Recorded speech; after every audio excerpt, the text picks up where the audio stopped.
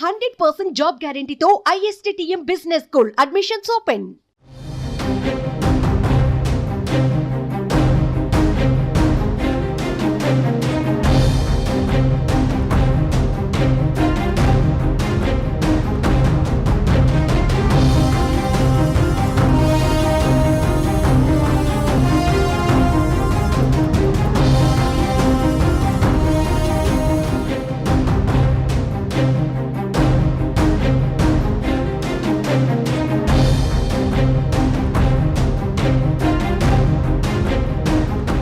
ఢిల్లీ మద్యం కేసులో అరెస్టై రిమాండ్లో ఉన్న ఎమ్మెల్సీ కవితను మాజీ మంత్రి హరీష్ రావు కలిశారు. ములాఖత్ సందర్భంగా కవిత యోగక్షేమాలు అడిగి తెలుసుకున్నారు.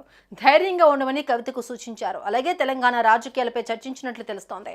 ఇటీవలే మాజీ మంత్రులు సత్యవతి రాథోడ్, సబితా ఇంద్రారెడ్డి, కేటీఆర్ కవితతో ములాఖత్ అయ్యారు.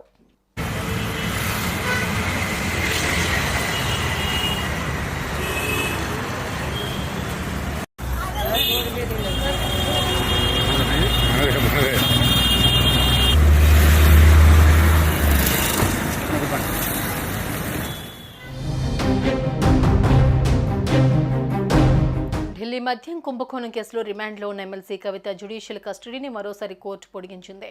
జూలై 5 వరకు ఆమె కస్టడీని పొడిగిస్తూ రౌస్ ఎవెన్యూ కోర్టు ఉత్తర్వులు జారీ చేసింది. అధికారులు జూన్ 21వ తేదీన ఆమెను వర్చువల్గా కోర్టు ముందు హాజరుపరిచారు. ఈ కేసును జూలై 3వ తేదీన రౌస్ ఎవెన్యూ కోర్టు మరోమారు విచారణ జరపనుంది. ఇక కవిత బెయిల్ పిటిషన్పై ఢిల్లీ హైకోర్టు తీర్పును రిజర్వ్ చేసింది. ఈ క్రమంలో మాజీ మంత్రి హరీష్ రావు ఢిల్లీకి వెళ్లారు. జైలులో ఉన్న కవితతో ములాఖత్ అయ్యారు. ఈ సందర్భంగా కవితను ధైర్యంగా ఉండమని హరీష్ రావు చెప్పినట్లు తెలుస్తోంది. అలాగే పిల్లల యోగక్షేమాలు కూడా కవిత అడిగి తెలుసుకున్నట్లుగా సమాచారం.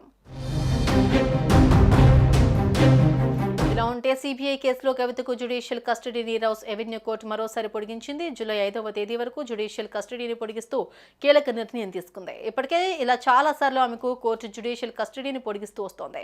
అయితే మరికొన్ని రోజుల్లో ఆమె బెయిల్పై బయటకు వచ్చే అవకాశం ఉందా లేదా, సమయం పడుతుందా అనే విషయం కూడా ప్రశ్నార్థకంగా మారింది. లిక్కర్ కేసులో అరెస్ట్ అయిన కవిత పరిస్థితి ఎలాంటి మలుపులకు దారితీస్తుందో తెలియాలి అంటే మరికొన్ని రోజులు వెయిట్ చేయాల్సిందే.